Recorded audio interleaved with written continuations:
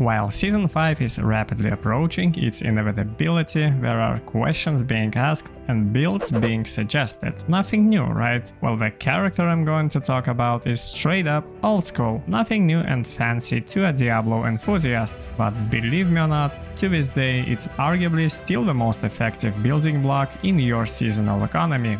And here's why. First and foremost, it is still the most mobile character that the game has to offer, gaining access to the most OP mobility skill that is known to Sanctuary, Teleport, as low as at character level 18, enjoying the benefits of TPing through places instead of running by foot and losing valuable calories. Fascinating. Calories which otherwise can be used to endure with the stress of not having the privilege to skip the Great March in Act 3.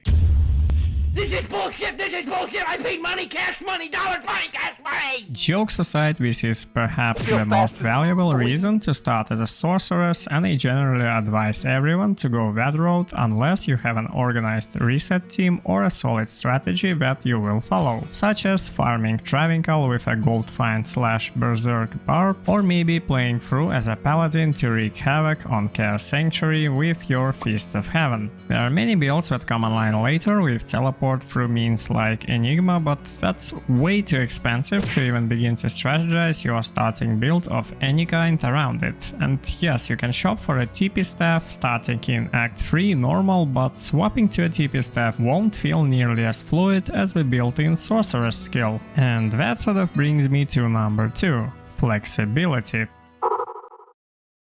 So on top of the Sorceress's supreme mobility we just talked about, the character also has 3 different elemental damage types, each viable in its own right. You can choose between fire, cold or lightning to better fit your endgame goals, or even mix those up for a much easier time dealing with immunities on your first seasonal playthrough. You can spec Blizzard to do stuff like Mephisto, Pindleskin or even Chaos, spec lightning to go farm yourself some pit in Act 1 or shoot for Arcane Sanctuary to farm Keys of Hate and hopefully some high runes, and if you prefer to set things on fire, conjure yourself some Hydras and go farm the hell out of the Stony Tomb in Act 2 or deep fry the Maiden of Anguish in Act 1. Point is, you can do all of those things with little to no gear, and that's why the Sorceress is so strong in being flexible.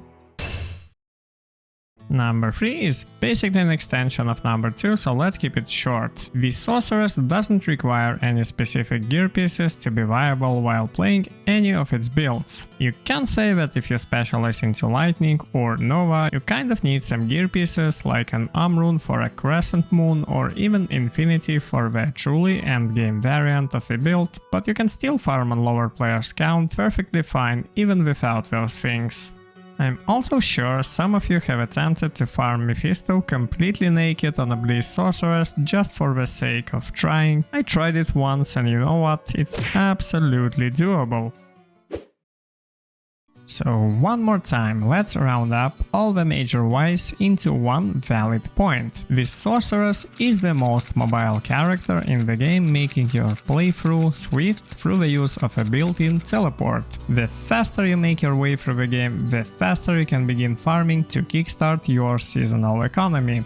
On a Sorceress you can farm a ton of different places, having 3 viable skill trees to choose from. Finally, the Sorceress requires little to no gear to start farming, especially the good old Blizzard Sorceress. The only downside to playing a Sorceress is that it's easily the most played character in the game's history, and it sure as hell can get stale and boring to some. So those were my 3 major reasons to start a season as a Sorceress. Feel free to comment below with your opinion if you wish to do so. Don't forget to leave a like. Thanks for watching and good luck with your season.